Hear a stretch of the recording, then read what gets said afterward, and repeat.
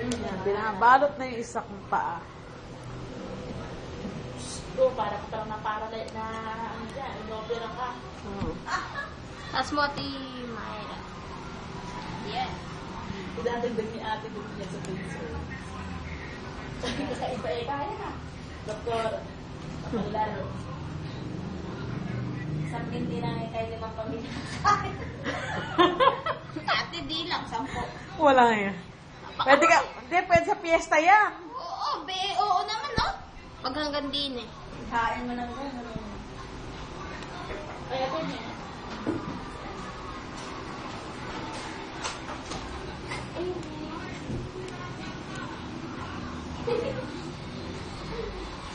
Makita.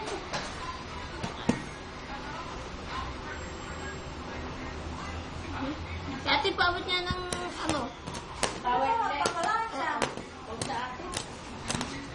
Pinamat na. Ba, hindi naman siya mamalang. Siya tinatamad siya. Eh, maliligo din ako bukas eh. Hindi naman ko rin tayo mo. Pag binalian, akala mo rin na rin. Yan, ano? Oo nga, parang dito. Daya. Aknik. Bakit hindi trabaho sa mall, mga taas libo.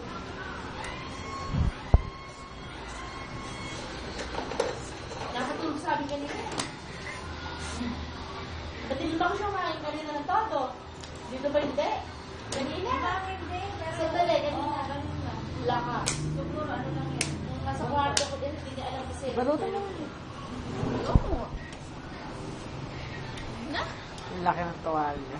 Di kasi malaking yung pagmamahal ni ate sa'yo. Buti, hindi ko ito binabalot eh. Malapit na, Ate Mayra. Ano pala yan? Parang ano? Yes. Siniyenso. Dapat talampaan ang mo ko sa mukha. So, yun, susundin mo. Oo. Dilig mo na. Kasi importante na Oo nga, gaya nito, di nakabalot ng talampaka. Yung pala may masakit yung dulo na yun. Nakabalot na. Ayun, yung dulo. Ito? Oo. Di ang ulitin. Oh, yan ha. Ano yung may dulo niya? Yung masakit dulo. mag-umpisa ka na sa dulo na yun. Sige, ulitin mo. Ay, sinasabi ko. Yan. Paano pa tayo sa after-music? Diba, sa may binte, hindi gasang balot. Ang importante talaga. Yung binte, di ba, hindi masyadong balot.